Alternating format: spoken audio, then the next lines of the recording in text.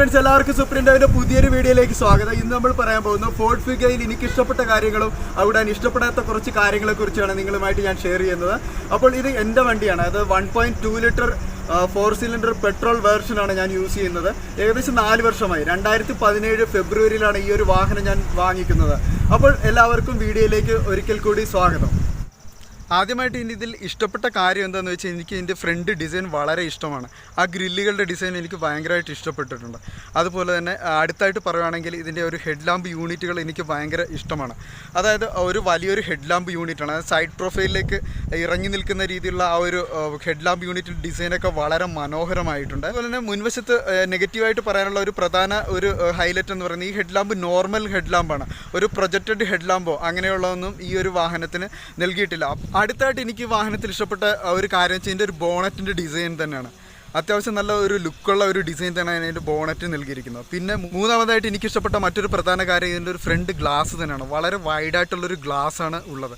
അത് നല്ലൊരു വിസിബിലിറ്റി വരുന്നുണ്ട്. ഒരു വലിയൊരു ഗ്ലാസ് ഏരിയ തന്നെ നമുക്ക് ഈ ഒരു വാഹനത്തിന് ലഭിക്കുന്നുണ്ട്.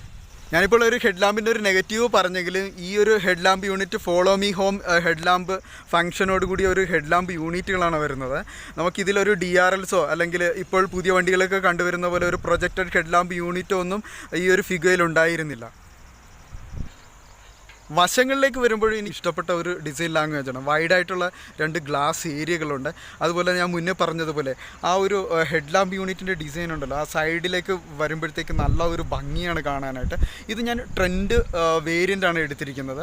അതുകൊണ്ട് തന്നെ ഇതിന് അലോയ് വീൽസ് വരുന്നില്ല. എന്നാൽ ഈ ഒരു വാഹനത്തിൻ്റെ ഒരു പ്രധാന പോരായ്മയായിട്ട് എനിക്ക് തോന്നിയത് ഇപ്പോഴും മുന്നേ ഉണ്ടായിരുന്ന ആ ഒരു ഫിഗോയിലും ഈ ഫിഗോയിലും വലിയ ഹമ്പുകളൊക്കെ ചാടുമ്പോഴത്തേക്ക് അടി തട്ടാറുണ്ട്. ഇതിൻ്റെ ഒരു വീലിനെ കുറിച്ച് പറയുമ്പോൾ 14 ഇഞ്ച് വീൽസാണ് ഈ ഒരു വാഹനത്തിന് വരുന്നത്.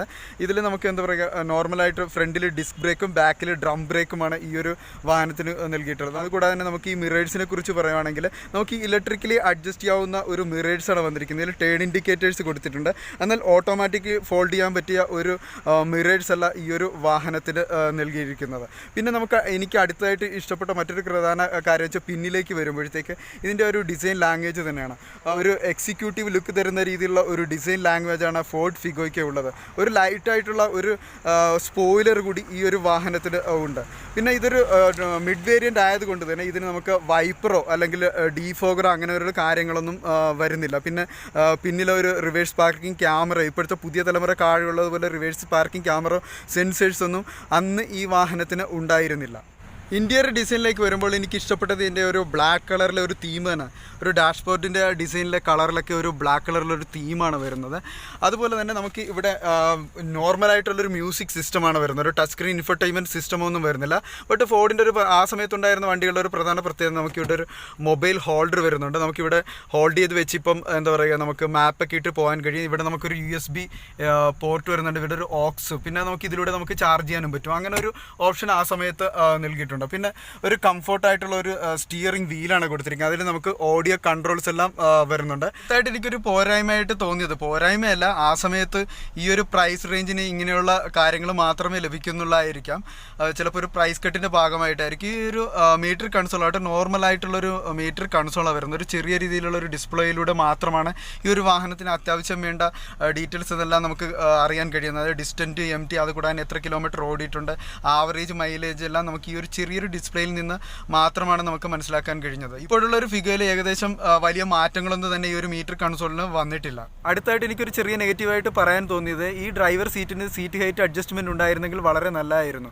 ആ സമയത്ത് ഇതിൻ്റെ ടോപ്പ് എൻഡ് വേരിയൻ്റായ ടൈറ്റാനിയത്തിൽ മാത്രമായിരുന്നു അങ്ങനെ ഒരു ഓപ്ഷൻ നൽകിയിരുന്നത്. പക്ഷേ സീറ്റുകളൊക്കെ നല്ല തൈ സപ്പോർട്ടുള്ള നല്ല കംഫർട്ടായിട്ടുള്ള ഒരു സീറ്റുകളാണ് വരുന്നത്. ലോങ് ജേർണിയിലൊക്കെ വളരെ കംഫർട്ടാണ്.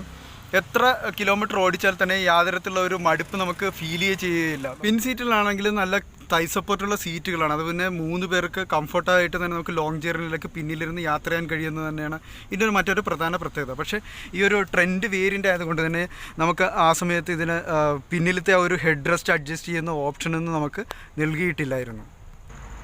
ഇത് 1.2 ലിറ്റർ എഞ്ചിനാണെങ്കിൽ തന്നെ അത്യാവശ്യം നല്ലൊരു പവർഫുള്ളായിട്ടൊരു എഞ്ചിൻ തന്നെയാണ്.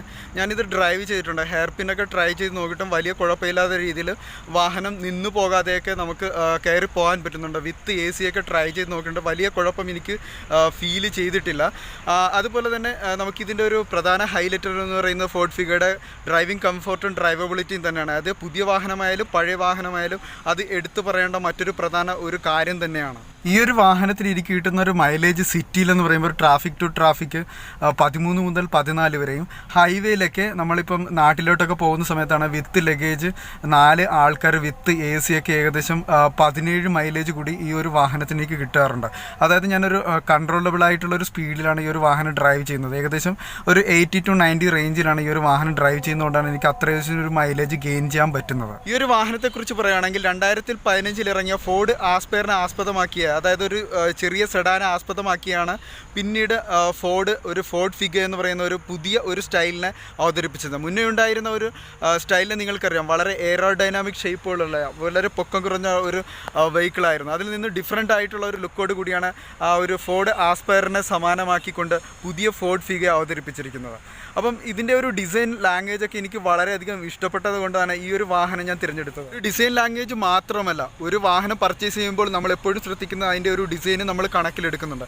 അതുപോലെ തന്നെ മികച്ചൊരു വാഹനം, ഒരു ഡ്രൈവിങ്ങും കംഫർട്ടും ഡ്രൈവബിലിറ്റിയും ഉള്ള ഒരു വാഹനവും, അതുപോലെ ഒരു അത്യാവശ്യം ഒരു മികച്ച എഞ്ചിനുള്ള ഒരു വാഹനം എന്ന നിലയിലാണ് ഈ ഒരു വാഹനം ഞാൻ സെലക്ട് ചെയ്തത്. അപ്പോൾ ഫോർഡ് ഫിഗോയെക്കുറിച്ചുള്ള ഒരു ചെറിയ ഒരു വിവരണം നിങ്ങൾക്ക് ഇഷ്ടമായെങ്കിൽ എൻ്റെ ചാനൽ സബ്സ്ക്രൈബ് ചെയ്യുക, അതുകൂടാതെ ലൈക്ക് ചെയ്യുക. നമുക്ക് വീണ്ടും ഒരു പുതിയ വീഡിയോയുമായി കാണാം.